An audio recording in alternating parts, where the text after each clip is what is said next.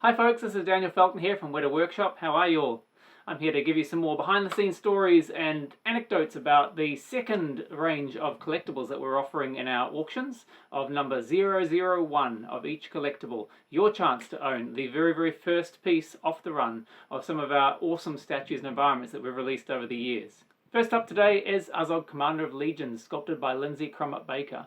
This time we're seeing Azog as he appeared in the Battle of the Five Armies, fully armoured up, fighting Thorin on the ice in this epic climactic scene up at Rivendell. If you're a very observant fan, you may actually notice that Azog has a different arm attachment.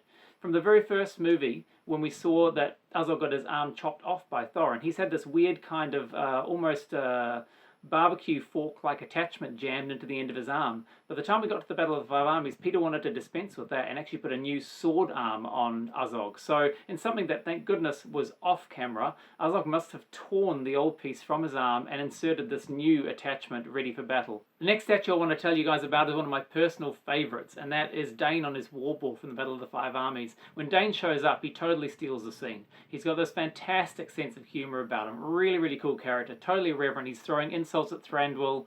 You can tell he's just having a good time.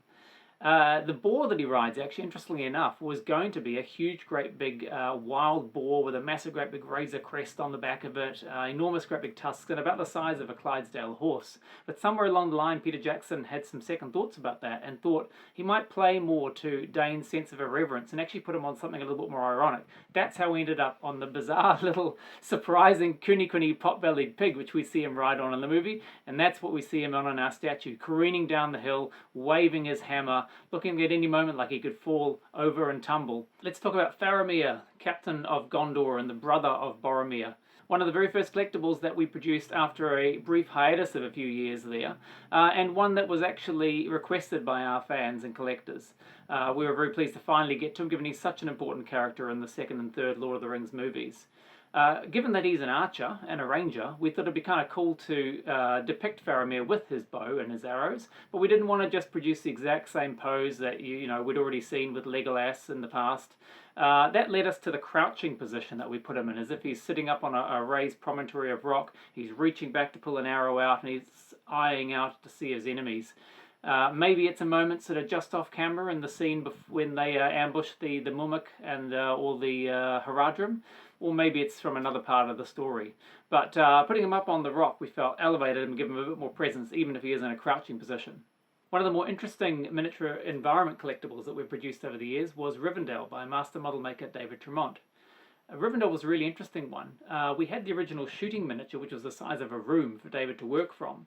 But interestingly enough, the geography of Rivendell is not entirely consistent.